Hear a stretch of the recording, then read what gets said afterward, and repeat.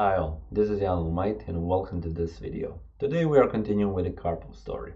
Karpov, after winning the Russian Federation Championship, decided that he wants to become a Grandmaster. As I've said in that video, becoming a Grandmaster and playing on tournaments where you can win a GM norm at that time was quite a difficult thing to do. So Karpov decided to travel around the world, play on international tournaments where he could actually win GM norms in order to become Grandmaster. And the first tournament in line in 1970 was the international tournament, quite prestigious actually, the international tournament in Caracas, Venezuela.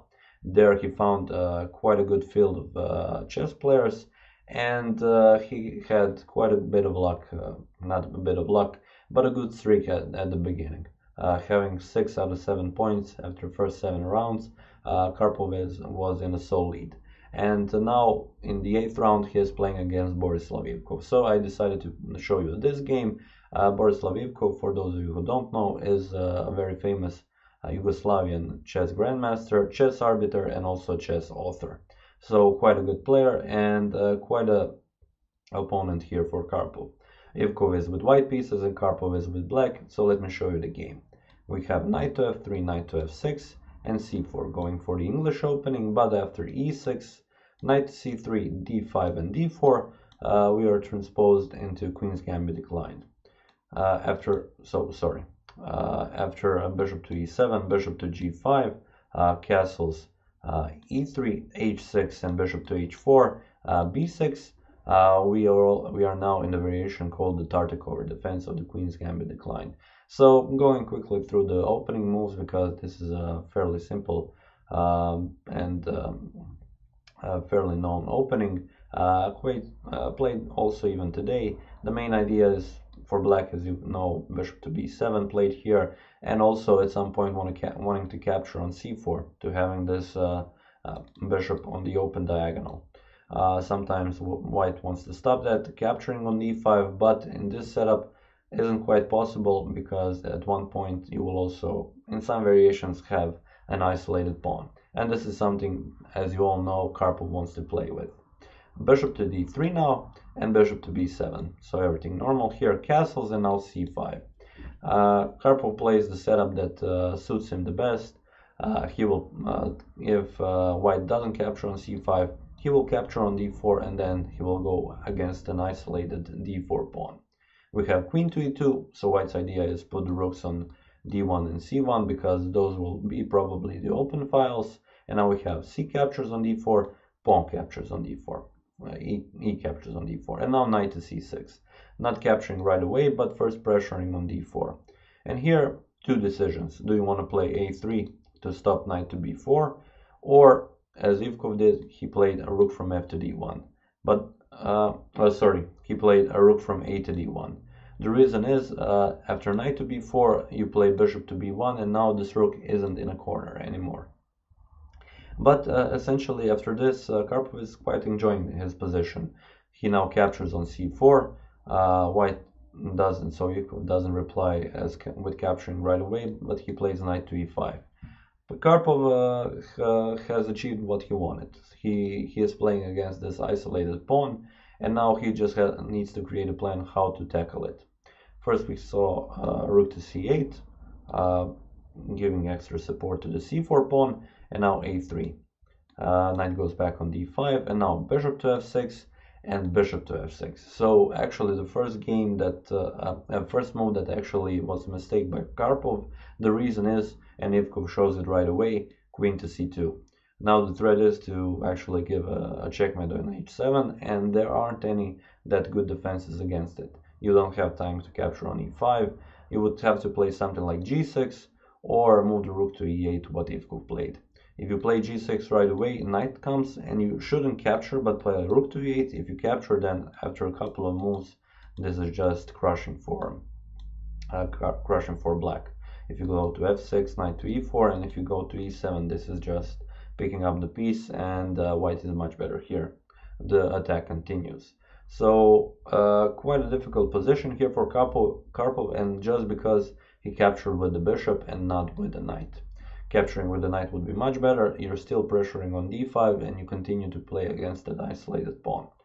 But okay, after queen to c2 we have rook to e8, moving out of the way, but queen to h7, king to f8, and now knight to e4.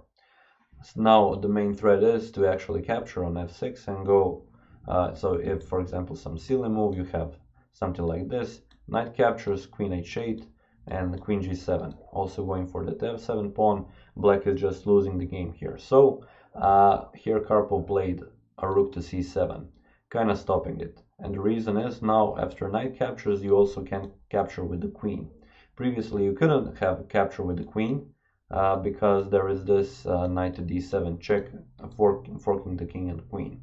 So quite a lot of combinations here, and actually rook to c7, what Karpov played, was the best move.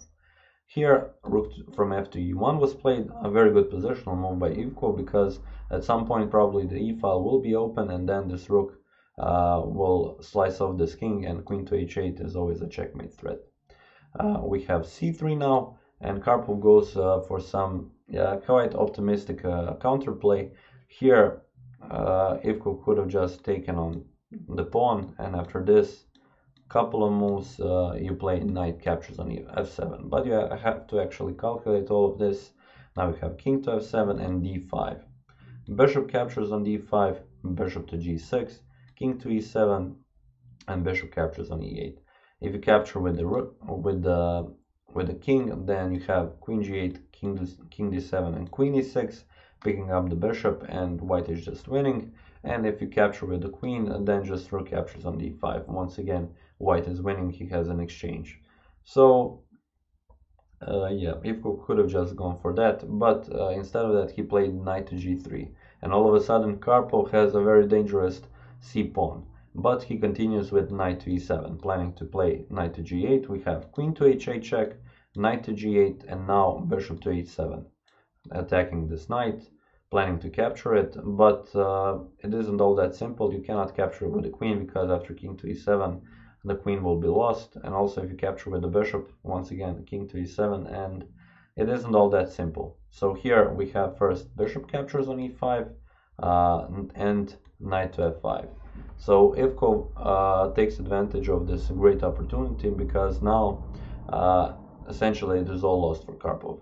A very good maneuver here by Ivkov, because essentially what happens, this is a threat of checkmate.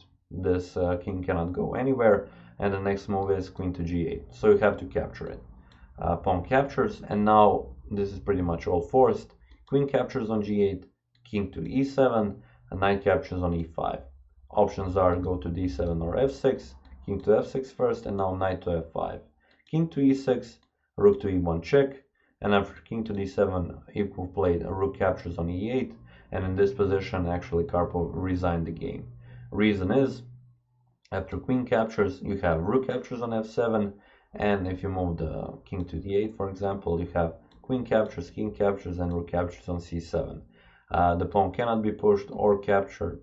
I mean, he can, but everything is guarded by this bishop. So yeah, Karpov essentially lost the game, and in the end he said, yeah, he was just feeling too confident after having 6 out of 7.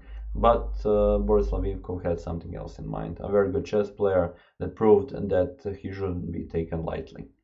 So yeah, this is actually the first game I wanted to show you from the Caracas International Tournament. I have prepared also one other game, but I will show that game tomorrow. And that being said, I would like to thank you for watching this video, and I will see you next time.